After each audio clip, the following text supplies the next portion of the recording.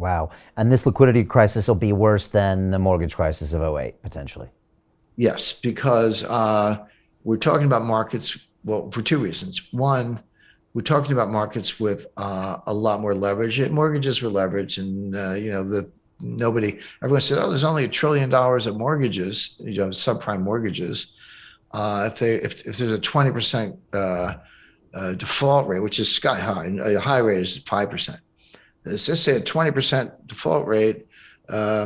So that's $200 billion of losses, which in real terms was less than the S&L crisis in the 1980s. So like, yeah, 200 billion is a big number, but we can bear it. What people didn't understand, and when I say people, I'll start with Ben Bernanke, Hank Paulson, and others. What they didn't understand was that, yeah, there was $1 billion of subprime mortgages, but it was leveraged 6 to 1 in the derivatives market.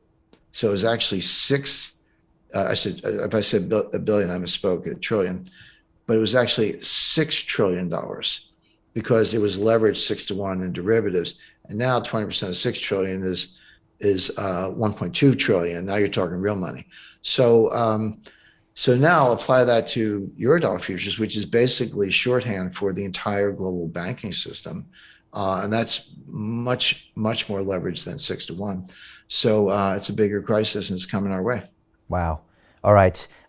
This is heavy stuff, but I know we're also got a few more things to talk about. Again, there's a separate video, Countdown to Crisis. There's a link below that talks about how this crash is going to be fast, bloody, and unavoidable. It's londonreal.tv/Jim, but you also talk about how you can position yourself to profit from this.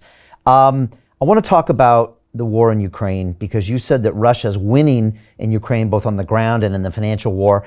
And maybe first we kind of zoom out, because like you said, from a humanitarian level, no one likes to see what's happening there. But also It's important to diagnose what actually is happening there. So maybe you can speak on how you see that conflict. Well, all wars are filled with lies and propaganda. That just comes with the territory. Winston Churchill's famous quote was, in wartime, the truth is so important it must be surrounded by a bodyguard of lies, which is exactly right. So Ukraine lies, Russia lies, got it. So the hard part for an analyst is where can I get good information? Where can I get somebody who is actually trying to report?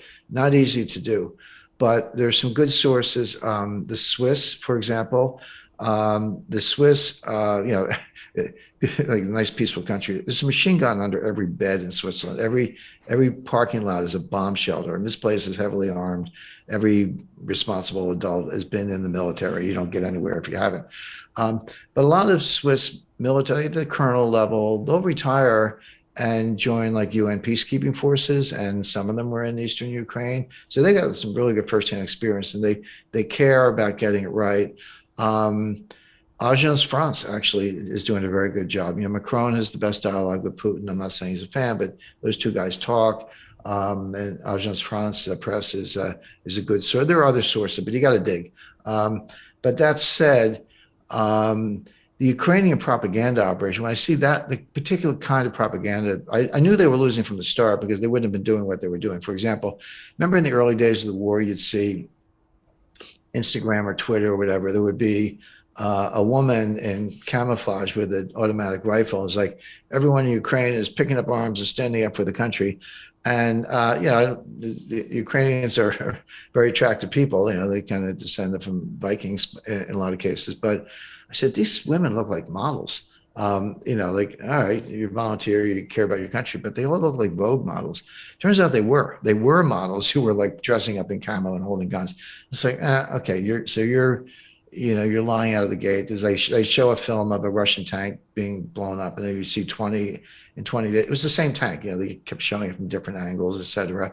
And the Russians are kind of keeping their mouths shut. There's propaganda, of course, but they were just getting it done. This has been slow, brutal, bloody, but relentless.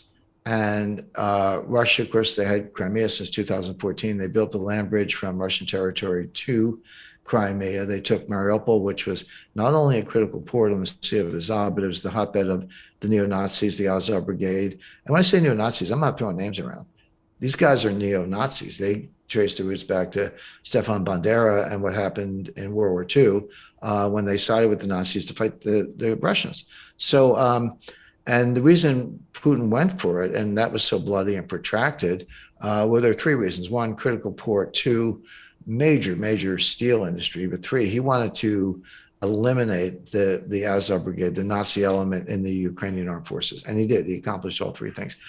They got Luhansk, they got Donetsk, they've got Severodonetsk. They're moving slowly. They've learned. They made some mistakes for sure, but they've learned from their mistakes. They've got Odessa in their sights. Ukrainian casualties are high. Is the U.S. sending some weapons? Yeah. Germany, by the way, is not sending any more weapons because they're not going to have any natural gas if they do. And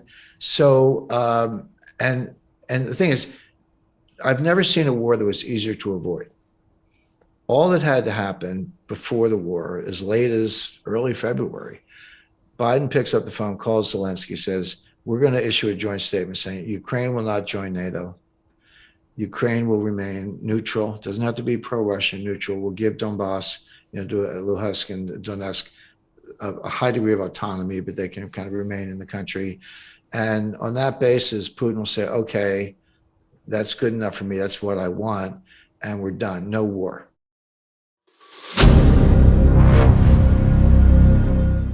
I'm looking for partners, collaborators, colleagues who want to join forces with me around the globe and create real value, generational wealth, and financial freedom for everyone else around the world. Get involved in the cryptocurrency markets, get involved in the NFT markets. This is your moment. Life all comes down to a few moments. Don't let this pass. Now it's not too late. Next year's going to be too late. Ultimately, this is about freedom. That's the way I see it. This is about giving power back to the people and enabling billions of people worldwide to use the financial markets to improve their lives and those of their friends and their families and their communities. Honestly, I think it's a violation of human rights not to allow people basic access to financial services. Because right now people are being kept in the dark, they're being robbed of education, and it's a travesty. And so I'm looking for people that want to join me and be a part of this solution. And that all happens inside the DeFi Academy. The gains my students are making are absolutely amazing. Double, triple digit gains in the first month alone. That's amazing. This will change your life. Now is the time to get involved. I'm going to tell you exactly how my students in my academy made money in the last 30 days. I'm talking about real trading results. And let me just whet your appetite a little bit. Let me hit you with some numbers. I'm talking Brendan from New Zealand is up 68.77% on the month. Steve from Europe up 83%.